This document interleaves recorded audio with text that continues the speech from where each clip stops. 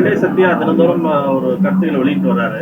இப்படி கேட்காம இருப்பீங்களே, எப்படி கேட்காம இருக்காங்க அப்படின்னு நினச்சிட்டு இருந்தேன். கொஞ்சம் கேளுங்க. நான் இன்னொருவரை பற்றி விமர்சிப்பது எனக்கு வழக்கமில்லை. அவர் இதற்கு முன்பு கட்சியில் ஏதாவது இருந்தாரா, திமுக இருந்தாரான்னு கிடையாது.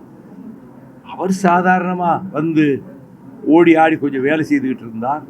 அவரை ஊக்குவித்து முதல்ல மாவட்ட இளைஞரணி செயலாளராக்கி, தங்கவேல் அவர்கள் போன பிறகு மாநில இளைஞரணி செயலாளராக்கி, அண்ணன் தத்துவ கவிஞர் குடியரசு இறந்த பிறகு கழகத்தின் துணை பொதுச் செயலாளராக ஆக்கி, 5 முறை சட்டமன்றத்திற்கு போட்டியிடவும் 1 முறை நாடாளுமன்றத்துக்கு போட்டியிடவும் வாய்ப்பும் கொடுத்து, தமிழ்நாட்டில் உள்ள எல்லா வேட்பாளர்களை விட அவருக்கு கட்சி அதிக நிதியையும் கொடுத்து, எல்லா விதத்திலும் அவருக்கு முக்கியத்துவம் கொடுத்து கொண்டு வந்தபோது கடந்த 2 ஆண்டு காலமாகவே அவர் இயக்கத்துக்குள் பல குழப்பங்களை ஏற்படுத்தி கொண்டிருந்தார். நான் அவரை பற்றி விமர்சிப்பதில்லை. ஆனால் நேற்றைக்கு பிரஸ் கிளப்ல ரொம்ப வருத்தமா இருக்கு எனக்கு. பத்திரிகையாளர் சங்கத்தில் போய் 250 கோடி ரூபா 1500 கோடி ரூபா வைகோ சம்பாதிச்சான் அப்படின்னு சொன்னா, நான் செல்வ செழிப்பான குடும்பத்தில் பிறந்தவன்.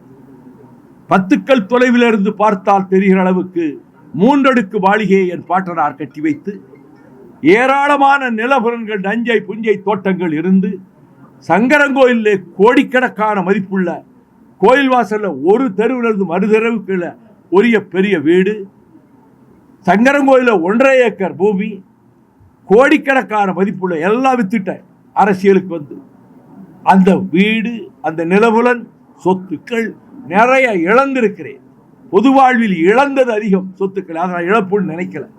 சரின்னு நேர்மையாக இந்த கரங்கள் கரைபடியாத கரங்களாக, என் ஜென்ம எதிரிகள் கூட என் நாணயத்தை பற்றி குறை சொல்ல முடியாது. ஸ்டெர்லைட் காரன் தவம் கிடந்தான் என்னை சந்திப்பதற்கு என் ஆபீஸ் வாசல்ல. கோடி கோடியாக கொடுத்துத்தான் அவன் பல இடங்களில் காரியங்களை நிறைவேற்றான். இங்கே தமிழ்நாட்டில் லைசன்ஸ் வாங்கினான். சந்திக்கவே நான் அனுமதி கொடுக்கல. அது ரங்கராஜ் பாண்டே அழகாக சொன்னார். அந்த ஸ்டெர்லைட் அதிகாரிகள்கிட்ட போய் கேட்டோம், நெருங்கவே முடியல, அவரை அணுகவே முடியல. அப்படிப்பட்ட ஒரு பெரிய கோடீஸ்வர நிறுவனத்தையே அந்த மாவட்டத்தை பாழாக்குகிறது என்பதற்காக அதை நிரந்தரமாக விரட்டி அடிக்கிற வேலையை மக்களிடம் மட்டுமல்ல, உயர் நீதிமன்றத்தில் உச்ச நீதிமன்றத்தில் நானே வாதாடி அந்த ஆலையை ஓட வைத்தவர். என் கனவு திட்டம் நீட்டுநோ திட்டம் என்று நரேந்திர மோடி சொன்னார்.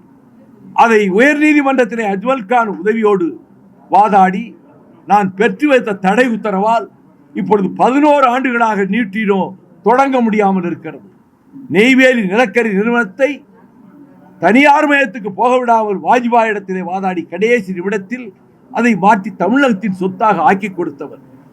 இங்கே இருந்து ராஜபக்சே கொலைகாரன், தமிழ் இனத்தை கொலை செய்தவர் சாஞ்சிக்கு வருகிறார் என்று சொல்லி 25 பஸ் இல்ல 1200 பேர் அழைச்சிக்கிட்டு ஒரு ஸ்டேட் அல்ல 4 ஸ்டேட்டை கடந்து போய் போராடக்கூடிய தென்பை மறுமலர்ச்சி திமுகவுக்கு மட்டும்தான் உண்டு. மக்களுக்காக போராடி வந்திருக்கிறேன். ஆகவே ஜம்மு காலத்திலே வடிகட்டிய பொய்களை சொல்லி இந்த பழி தூற்றுவதன் மூலம், இந்த ஏசல் மொழிகளை வீசுவதன் மூலம் எங்களுடைய பயணத்தையோ எங்களையோ கொச்சைப்படுத்த முடியாது. மக்கள் மன்றத்தில் வைகோ என்றால் நேர்மையின் நெருப்பு, நாணயத்தின் கவசம் என்பதை என்னுடைய 61 ஆண்டு கால பொது வாழ்க்கையில் நிரூபித்திருக்கிறேன். நான் மடியும் வரை அந்த நற்பெயரை காப்பாற்றக்கூடியவன் தான் நான். ஆனால் அவர் நேற்றைக்கு பிரஸ் கிளப்ல சொன்னது மட்டுமல்ல, இன்று காலை புதிய தலைமுறையில் பார்க்கிறேன், மீண்டும் என் மகன் மீது 150 கோடி ரூபாய் சம்பாதித்து விட்டார். அபாண்டமான ஒரு பழியை என் மகன் என்பதற்காக சொல்லவில்லை. இந்த திருச்சி எம்பி 10 காசு சல்லி காசை ஒட்டி கை நீட்டி வாங்கினதில்லை, கை நீட்ட முனைந்ததும் இல்லை. அவன் சிகரெட் விற்கிறான்னு சொன்னான். அது எப்போ அந்த லைசன்ஸை தேவையில்லைன்னு சொல்லி கொடுத்துட்டான். அதுல இருந்து வருமானம் இப்பயும் வருதுன்னு எதை வச்சு கண்டுபிடிச்சாரு? வாய் புளித்தது மாங்காய் புளித்தது என்று எதுவும் சொல்லலாம். நான் போய்கொண்டே இருக்கிறேன் ஒரு இலக்கை நோக்கி. உதாரணத்துக்கு ஒரு நெடுந்தூர இலக்கை நோக்கி, நான் புனிதமான இலக்கை நோக்கி போய்கொண்டே இருக்கிறேன். அப்படி போய்கொண்டே இருக்கிற போது பக்கத்திலே இருந்து ஒரு நரி பலமாக ஊளையிடுகிறது. நான் உடனே நின்று என் பயணத்தை நிறுத்திவிட்டு, யார் என்று நினைத்தாய், நான் அவனாக்கும் இவனாக்கும் என்று அந்த ஊளையிடும் நரியிடம் போய் சொல்வது எவ்வளவு பைத்தியக்காரத்தனமோ, அதை போல இப்படிப்பட்ட நபர்களுக்கு பதில் சொல்வதும் அதை போன்றதுதான் என்று என் கருத்தை பதிவு செய்கிறேன்.